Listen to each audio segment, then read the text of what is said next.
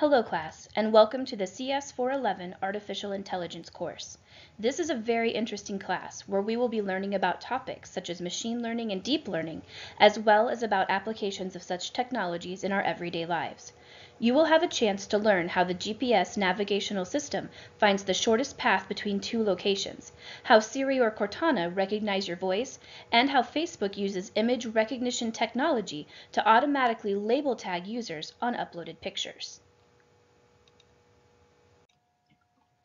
So, what is artificial intelligence? According to David Poole and Alan Mackworth in their book, AI, or artificial intelligence, is the field that studies the synthesis and analysis of computational agents that act intelligently. An agent is something or someone that can perform a certain action. For example, an agent could be a human, animals such as dogs, cats, or gerbils, things such as thermostats, or even countries, robots, and cars. Pretty much anything that can perform an action that's been defined is considered an agent.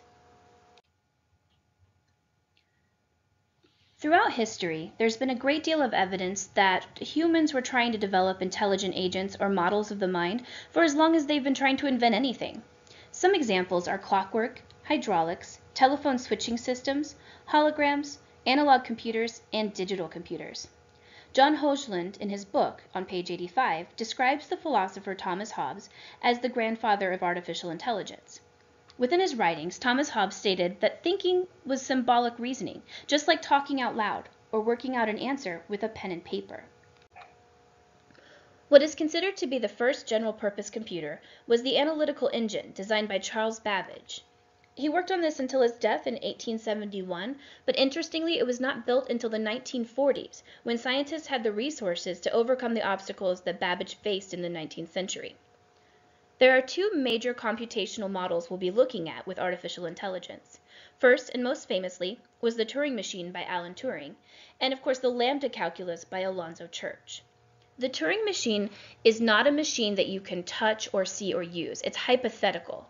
So what Alan Turing proposed was that given a machine that could move around a strip of paper, kind of like a cassette tape, and with the computer being able to write on the tape, read from the tape, and move it back and forth, any machine, computational machine or computer, should be able to perform the same math with the same accuracy that a human could.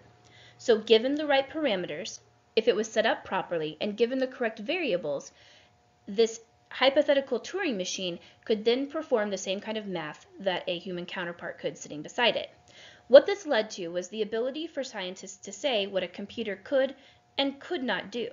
If it could accomplish a computation on this hypothetical Turing machine, it should in reality be able to do this on a real machine. The lambda calculus by Alonzo Church is basically a very simple way to set up formulas and functions for computers to read them. When you partner those together, the Church-Turing thesis states, any effectively computable function can be carried out on a Turing machine, and so also in the lambda calculus or any of the other equivalent formalisms. What that means in layman's terms is, if you create a machine or a computer that is able to read, write, and move around this hypothetical tape, and you write your math using a lambda calculus or something similar, a computer should be able to do the same math as humans every single time.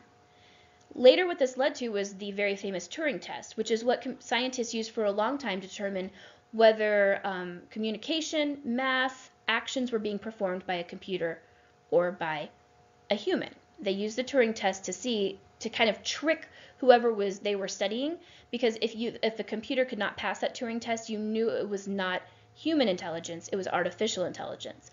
That's later been considered, now it's considered kind of passé and old-fashioned, but it provided a very serious foundation for artificial research in the early 20th century.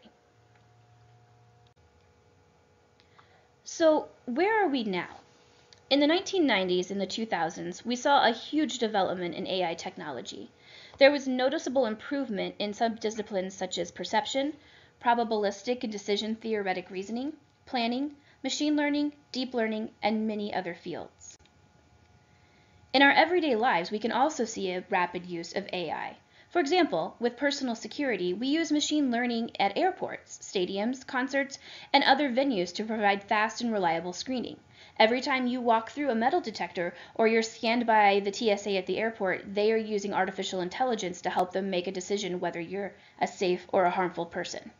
In healthcare, computer-assisted diagnostics. The leading companies that research artificial intelligence and machine learning algorithms, as well as deliver products with real-world application of artificial technology, are Microsoft, with their Cortana. Google uses Google Brain.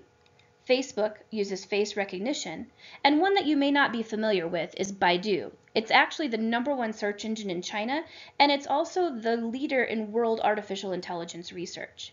Please take some time after this lecture to browse the links to each of these articles and read about the fascinating developments that each of these companies have made in artificial intelligence. Finally, let's talk about the future.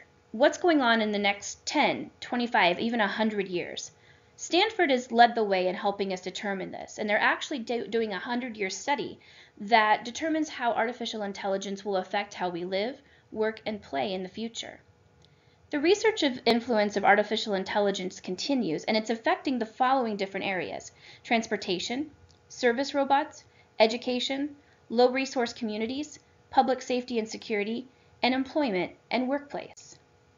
This concludes your lecture for week 1. Please take the time to visit each of the links in the references and throughout this lecture, as well as to brush up on your reading before you complete your discussions and your assignments for this week. I'll see you in week 2.